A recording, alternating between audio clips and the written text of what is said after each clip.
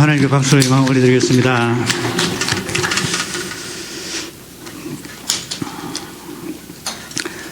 오늘 본문의 말씀은 우리 주님께서 직접 하신 말씀입니다. 숨은 것이 장차 드러나지 아니할 것이 없고 감추인 것이 장차 알려지고 나타나지 않을 것이 없느니라. 이 말이 이렇게 꼬여 있는 것 같고 이렇게 좀 복잡하죠. 간단하게 이제 풀어서 간단하게 하면은 감추어질 비밀이란 존재하지 않습니다.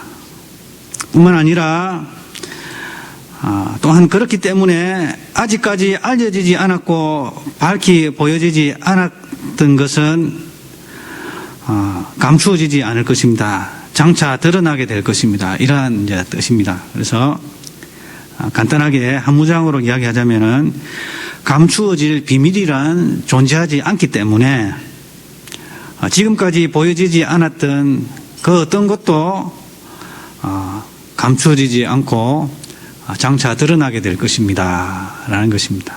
그래서 한마디로 요약하자면은 비밀이란 이 세상에 존재하지 않는다라는 그러한 뜻이 되겠습니다. 그래서 이 말씀이 좀 복잡한데요. 뭔가 하면은 비밀이란 없다. 숨길 수 있는 것은 없다라고 이제 이야기하는 것입니다. 그래서 하나님 앞에서는 사람이 아무리 감추려고 해도 비밀을 감출 수도 없고 자신의 생각을 감출 수도 없고 또 어디로 도망을 가더라도 하나님께서는 다 보고 계십니다. 저 하늘 끝이라도 거기서도 주님께서는 계시고 저 바다 끝에 거할지라도 여호와의 신이 함께 계셔서 우리를 찾으신다라는 그러한 시편의 고백도 있습니다.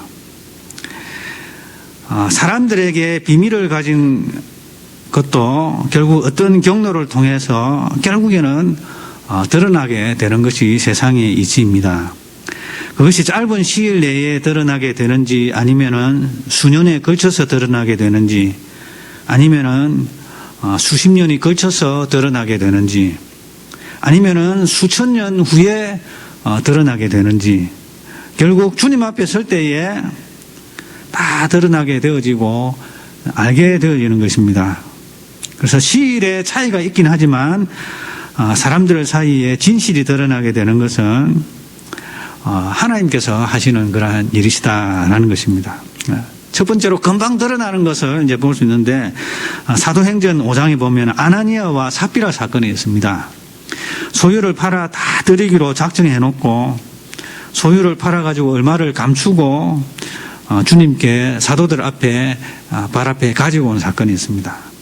그래서 사도 베드로는 하나님께서 알려주셔 가지고 감추었던 것을 이거밖에 없느냐라고 하니까 그렇다. 부부가 그냥 짜고 거짓말을 한 것입니다. 그래서 하나님 앞에 들통이 나버린 것입니다. 그리고 여호수아 6장 6장하고 7장에 보면은 주님께 온전히 드리는 행위로서 여리고 전쟁을 벌일 때에 그 어떤 것도 살려두지 말고 짐승이든지 가축이든지 사람이든지 그리고 어떤 보물이라든지 물건도 취하지 말 것이라고 하나님께 온전히 드리라고 했음에도 불구하고 아간이 여리고 전투에서 물건을 취하게 됩니다. 그래서 자신의 장막 밑에 감추었습니다. 자, 그런데 아이성을 점령하기 위해서 전투를 가는데 오히려 패배해가지고 밀리게 되는 것입니다. 그래서 이스라엘 백성들이 혼비백산이 돼가지고 왜 우리에게 이러한 일이 일어나는가 보니까 누군가가 물건을 취하였다라고 하게 됩니다. 그래서 제비를 뽑아가지고 결국에는 이 아간이 제비를 뽑히게 되어지는데 인실직고를 합니다. 진할 산의 아름다운 외투 한 벌과 은 200세겔, 우리나라로 킬로그램 따지면 6.8kg, 은 6.8kg, 그리고 무게 50세겔 되는 금덩이, 50세겔이면 1.7kg에 해당하고서 돈수로 따지자면은 3.75g이 한 돈이지 않습니까? 453돈의 해당하는 그러한 금이 되겠습니다. 오늘날 시세로 따진다면은 한 돈에 많이 치면 55,000원 곱하기 453돈 하면은 2,493만 1,500원에 해당하는 그러한 가치가 되어지는 금덩이를 자신의 금덩이를 포함한 은 200세겔 그리고 신할산의 외투 한 벌을 이 장막 밑에다가 바닥에다가 감추게 되어지는 것입니다. 그래서 아무도 모를 줄 알았는데 하나님께서는 보고 계셨던 것입니다. 그래서 감출 수 있는 것은 아무것도 없습니다. 모든 것이 드러나게 되는데 우리의 생각도 우리의 의도도 다 드러나는 것입니다. 그리고 몇 개월 안 돼서 드러나는 그러한 사건도 있습니다. 다윗이 우리아의 아내 바세바를 취한 사건은 몇 개월 만에 그 전모가 다 드러나게 되어집니다. 그래서 이것을 감추기 위해서 이 우리아를 전장에서 불러냅니다. 그래서 충신인 우리아는 나의 군사들이 요압 장군과 그의 군사들이 우리의 동료들이 지금 피 흘리며 싸우고 있는데 내가 어떻게 아내와 함께 잠자리를 같이 할 수 있느냐. 그리고 2번이나 그렇게 피했습니다. 그리고 자신의 군사들과 함께 장막에서 잠을 잤습니다. 그래서 다윗이 이 우리아의 손에다가 장계를 써서 이렇게 요압 장군에게 전달합니다. 거기는 뭔가 하면은 이 우리아를 가장 치열한 전투장에 보냈다가 뒤로 빠져라. 살인을 이렇게 전쟁을 가장한 살인죄를 저지르게 되어집니다. 그리고 이 바세바를 아내로 맞이합니다. 왜냐? 바세바는 다윗의 아이가 임신이 되었기 때문에 그렇습니다. 그러나 몇 개월이 지난 후에 그러한 일이 있고서 몇 개월이 지난 후에 나단 선지자가 나타납니다. 그래 해가지고 다윗을 책망하게 되어지는데요. 자, 그렇게 해가지고 이 사건도 결국엔 드러나지 않습니까? 그리고 13년 만에 드러나는 사건도 있었습니다. 요셉의 형들이 요셉을 시기해가지고 요셉을 이스마엘 상인에게 팔아버렸습니다. 이스마엘 상인에게 팔아버려가지고 팔려가지고 이제 애굽에서 종으로 이제 팔렸습니다. 종으로 팔렸는데 결국에는 13년 만에 옥고를 치르고 13년 만에 바로 앞에서 바로의 꿈을 해석해가지고 애굽의 총리가 되어집니다. 그리고 총리가 되어지면서 모든 국간을 이렇게 관리를 하고 기근을 대비하는 그러한 정책을 그가 수행하고 있었습니다. 그런데 그 양식을 구하기 위해서 형들이 막 오면서 결국에는 자신들이 팔았던 그러한 동생을 만나게 되어지고 그들은 제일 걱정이 아버지에게 이걸 어떻게 설명해야 되나. 짐승에게 찢겨 죽은 줄만 알고 아들이 죽은 줄만 알고 슬퍼하고 있는데 자신들이 시기하여서 애굽 이스마엘 상인에게 팔아버렸다는 이 사실을 결국에는 13년 만에 드러나게 되어집니다. 자, 그리고 주님 오실 때에 결국에 밝혀지게 되는 사실도 있습니다. 자신의 죄인됨을 철저히 감추어 오고 자신의 표면적인 모습을 자랑 삼아왔던 그러한 외식적인 그러한 종교인들 그리고 외식적인 그러한 종교 지도자들의 하나님 앞에 버림받는 그러한 모습들 이게 등장하지 않습니까? 그러니까 결국에는 이것이 드러나는데 주님께서는 우리의 죄악을 감추시고 일하기를 기뻐하지 아니하시는 분이십니다. 주님께서는 죄를 해결시키시고 돌아서게 하셔서 주의 백성을 사용하시기를 원하시는 그러한 거룩하신 주님이시다라는 것입니다.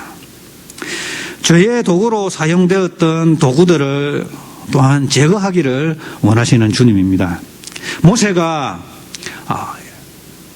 시내산에서 법궤를 받고 내려올 때에 이스라엘 백성들이 금송아지 우상을 만들어 가지고 광란에 파티를 하면서 거기에 절을 하면서 우리를 인도할 신이다라고 하면서 축제를 벌이지 않습니까? 그래서 십계명의 돌판을 갖다가 던져버립니다. 깨져버립니다. 그리고 그 금송아지들을 갖다가 갈아가지고 그 흐르는 그 시냇물에다가 흘려보내가지고 거기에서 그 물을 마시게 합니다. 그리고 출애굽할 때에 그 애굽에서 시내산을 떠날 때에 구덩이를 파가지고 시내산 아래에서 여인들이 가지고 있는 귀걸이 뭐 이런 것들을 다 수집해가지고 다 묻어버립니다. 우리로 하여금 죄를 범하게 했던 죄를 범하는 도구로 사용되어졌던 이러한 화려한 것들을 우리가 바닥에 묻고 새 출발하자. 그렇게 해가지고요. 지금 사우디아라비아 오늘날 말하자면 시나이 반도, 이집트에 있는 시나이 반도는 진짜 시내산이 아니고요. 그냥 아무런 출애굽의 흔적이 아무것도 없습니다. 근데 아라비아에 보면은, 사우디아라비아에 보면은 진짜 시내산이 있습니다. 거기에 금송아지 재단도 있고 거기에 막 금송아지를 만들어 가지고 거기에 절했던 그런 장면들 다 막 벽화로 남아 있고요. 그 다음에 바위에다 탁 이게 아론이 이렇게 치니까 바위에서 반석에서 물이 나온 거 있지 않습니까? 그 반석이 그대로 있습니다. 물이 흐르는 자국도 있고. 그 다음에 만나를 찍어 가지고 이렇게 요리했던 그 절구통도 막 있고요. 그 다음에 12돌 막 이런 것도 있고, 그 다음에 짐승을 잡기 위한 제단들도 있고 막 그런 것이 있는데 거기에 이스마엘 사람들이 뭘 하고 있는가? 보물을 찾으러 다녀요. 보물. 왜냐? 그들이 여기가 시내산인 걸 알고 있기 때문에 시내산 밑에 이 모세가 금을 갖다가 이게 파묻었다라는 소식을 들었기 때문에 여기에 탐사 오는 사람들한테 혹시 금속 탐지기가 있냐고. 예, 금 찾으러 다니는 이런 사람들이. 자, 그렇게 했습니다. 그 죄의 도구로, 우리의 죄의 요소를 하나님께서 우리로 하여금 가지기를 원하지 아니하시고 죄의 도구로 사용되어졌던 그러한 것을 주님께서는 묻어두고 새 출발을 하기를 원하시는 그러한 주님이시다라는 것입니다. 주님께서는 우리가 살아가는 동안 우리의 어두움을 감추려고 하지 말고 주님 앞에 내려놓고 우리의 죄인됨을 고백하고 돌아서며 그리고 겸손하여 주님의 도우심을 구하고 그리고 주님의 얼굴을 구하는 삶으로 돌아서기를 원하십니다. 자, 그래야 해서 거룩한 사명을 감당하기를 원하십니다. 그래서 교회도 마찬가지입니다. 교회가 거룩한 사명을 감당하기 위해서는 거룩해야 하는 것입니다. 특히 주님의 교회가 거룩하게 되고서 그 교회를 통해서 하나님께서 일하기를 기뻐하시는 그러한 주님이시다라는 것입니다.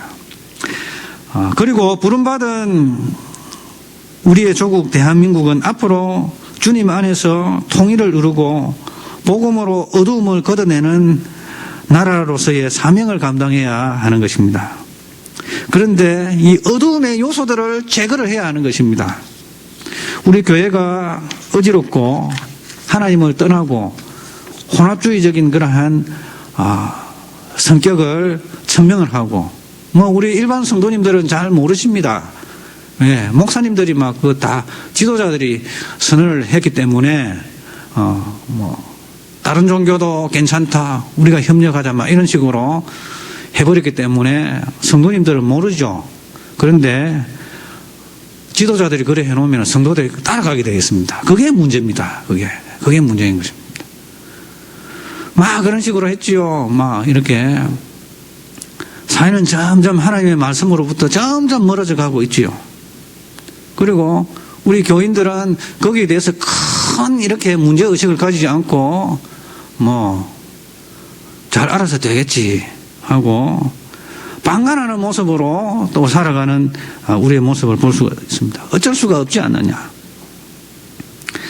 그래서 주님께서는 이 나라를 통해서 마지막 때에 큰 일을 해야 하는데 전 세계를 향하여 복음을 증거해야 하는 주님께서 다시 오실 길을 예비하는 제사장 나라로서의 사명을 감당해야 하는데 교회도 하나님으로부터 멀어져 가고 나라도 하나님으로부터 멀어져 있으니까 주님께서는 우리의 어두움을 다 뒤집어 드러나고 계시는 것입니다. 다 드러나고 계시는 것입니다.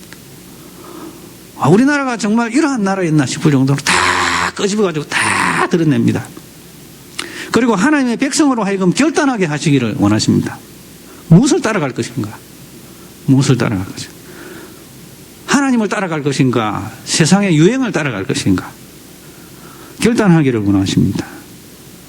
그리고 전 지구적으로도 주님의 오심을 맞이하기 위해서는 거룩하게 되어서 신부처럼 되어서 신랑 되신 주님을 맞이해야 하는데 주님 오실 날은 점점 가까워오고 있는데 이 지구촌은 하나님으로부터 집단적으로 멀어지는 그러한 유행 속에 살아가고 있습니다.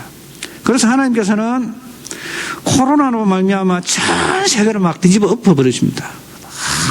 뒤집어 엎으시고 세계를 요동시킴으로 말미암아서 경제가 그냥 마비가 되고 우리나라뿐만 아니라 우리나라도 뭐 지금 마이너스 1점 몇 프로로 이제 들어선다고 다들 주위 나라에서 다 추측하고 있어요. 마이너스 1.4 어떤 나라는 마이너스 1.7까지 내려갈 것이다.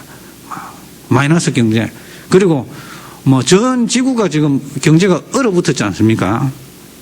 그렇게 하여서 우리가 이제껏 소망을 삼았던 그 소망이 참 소망이 아니다라는 것을 깨닫고 참 소망 되신 주님을 바라보게끔 유도를 하고 계시는 그러한 실정이 있습니다. 그래서 우리 주님께서는 우리의 죄악됨과 주님을 떠났음을 우리로 하여금 인식하고 돌아서게 하시기를 원하시는 것입니다. 그리고 주님께서는 우리로 하여금 그동안 기도하지 아니할 만큼 교만했던 우리 자신을 발견하고 기도의 자리로 돌아오기를 원하십니다. 그리고 주님께서는 우리로 하여금 우리 자신이 주님을 섬긴다고 하면서도 주님의 얼굴을 구하지 않고 주님보다 더 귀하게 여겼던 우상들을 감추고 왔음을 인식하고 주님의 얼굴을 구하기를 원하고 계시는 것입니다. 우리의 어두움을 주님 앞에 시인하지 아니하고 예전에 그 폐악한 길에서 돌이키지 않는다면 코로나가 끝나더라도 다른 재앙을 또 주님께서 불러오실 수도 있는 것입니다. 타임스 오브 이스라엘에 의하면은 올해 6월절을 앞두고 30년 만에 거대 메뚜기 떼가 발생할 것으로 예측을 하고 있습니다. UN 식량기구 메뚜기 예보관인 키스 크레저먼이라는 사람에 의하면은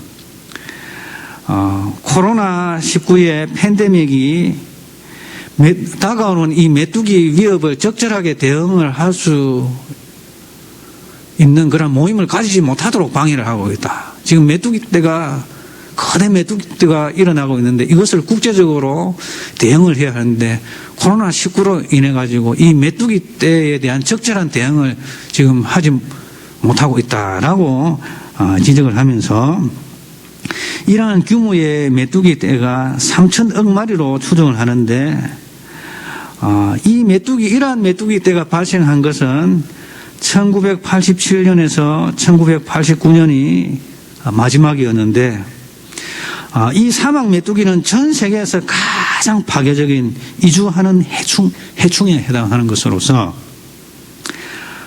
성경 속 출애굽기에 묘사된 바와 같이 사막 메뚜기가 형성될 때에 그들은 하루에 농작물을 자신의 무게만큼 먹어치우는 굶주린 식객이다라고 이야기하고 있습니다. 그래서 이 유엔 식량기구에 있는 메뚜기 예보관이 성경까지 이렇게 인용을 하면서 성경의 출애굽기에 있는 메뚜기 재앙을 인용하면서 이거는 굶주린 식객에 해당하는 것으로서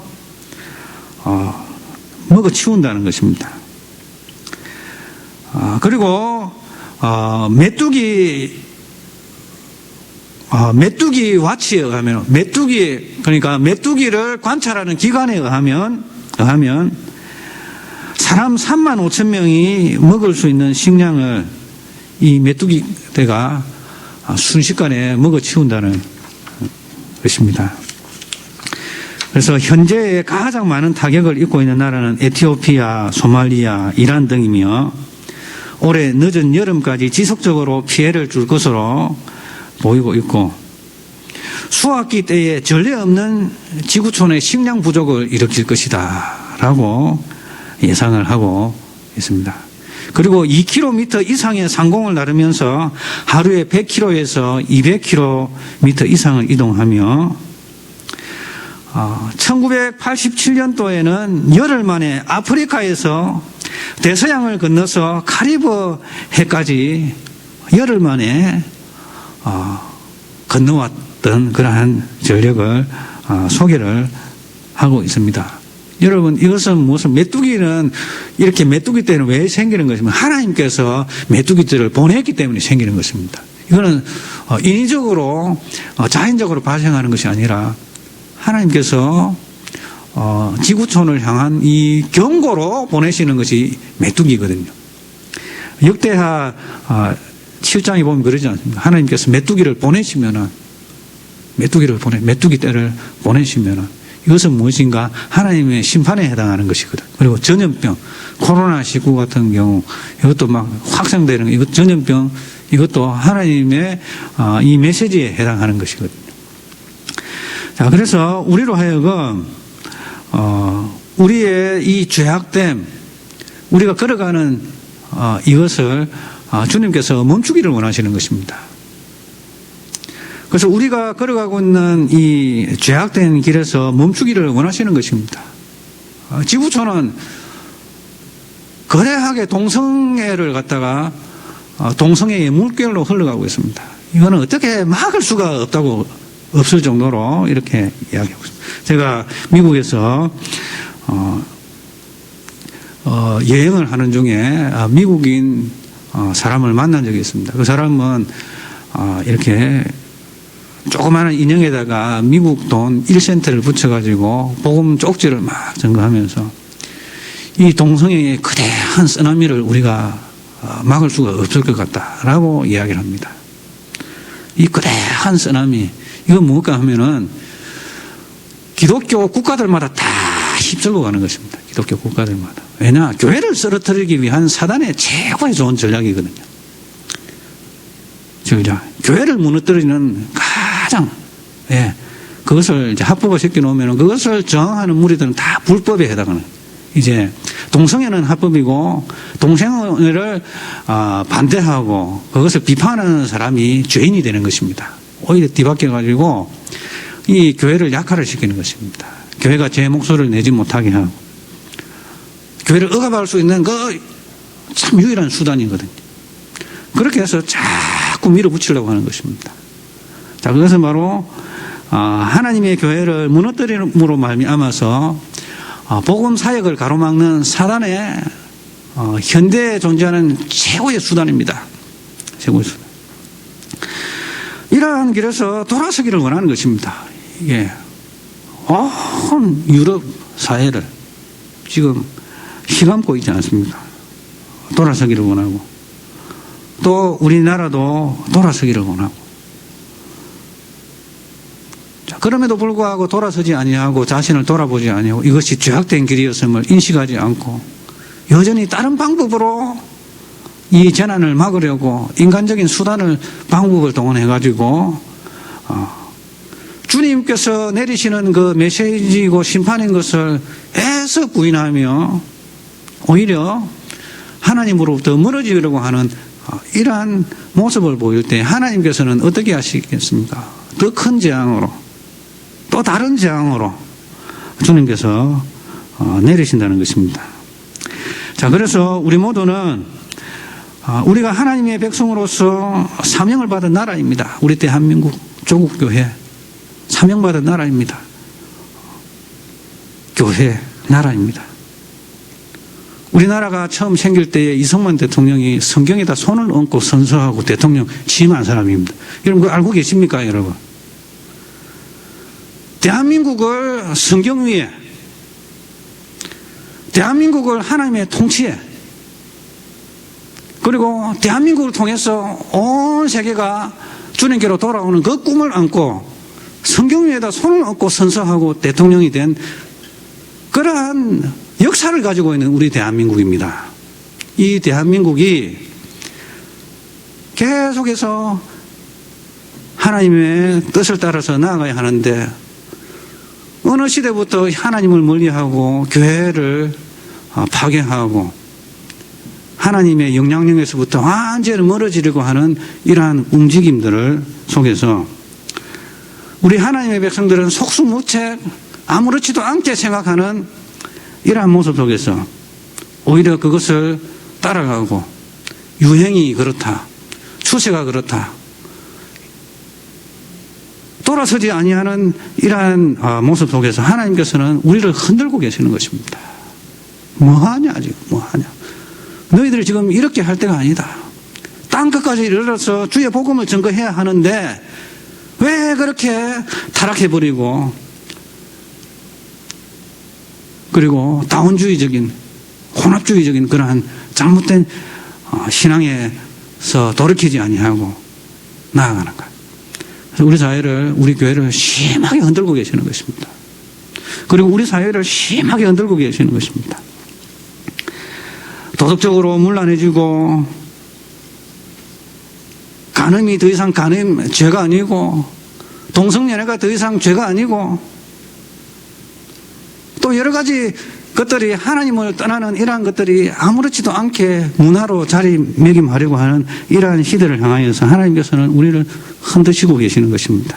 돌아오라, 돌아오라. 우리 주님께서는 거룩한 그러한 사명을 감당하기 위하여서 우리가 부패되어지고 타락하고 주님으로부터 멀어져 있는 그러한 풍습을 가지고서 우리 주님께서는 우리 교회를 사용하기를 원하지 아니하시는 것입니다. 결국에는 이런 모든 재앙을 주시는 그 원인이 뭔가 하면 주님의 교회를 깨우기 위한 것입니다. 왜냐?